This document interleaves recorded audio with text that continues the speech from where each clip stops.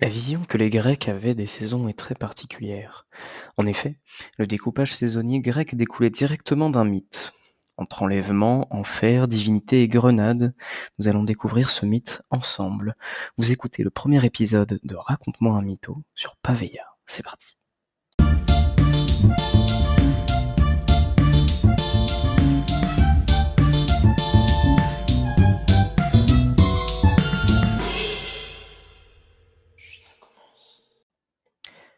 Déméter est la déesse grecque de l'agriculture et de la fertilité. Avec Zeus, elle eut une fille, Perséphone, que Déméter adorait. Elle était réputée magnifique. Elle la surprotégeait, l'empêchant de rester seule. Ainsi, quand elle descendait sur terre pour s'occuper des champs, sa fille venait toujours avec elle, et quand elle ne pouvait s'en occuper, elle la confiait à des nymphes.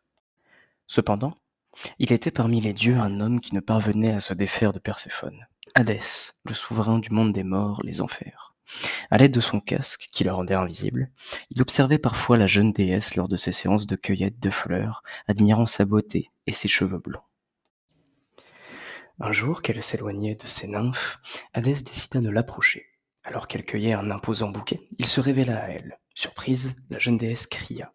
Il tenta tant bien que mal de lui expliquer la situation, mais elle continua de crier.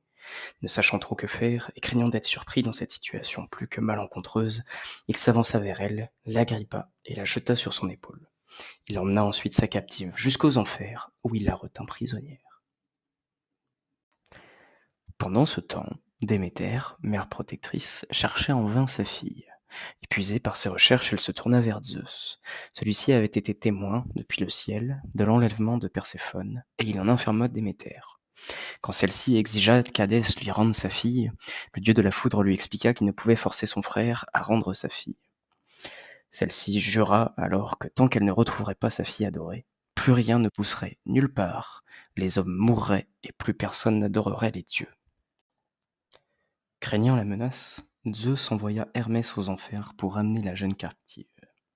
Pendant ce temps, aux enfers, Hadès essayait de retenir Perséphone. Celle-ci ne se laissait pas faire, et bien qu'elle trouvât le seigneur des lieux charmant, elle se retenait de lui succomber, craignant de ne jamais revoir le jour. Pour la convaincre de rester aux enfers, Hadès créa pour elle un jardin qu'il fit entretenir par les meilleurs jardiniers morts.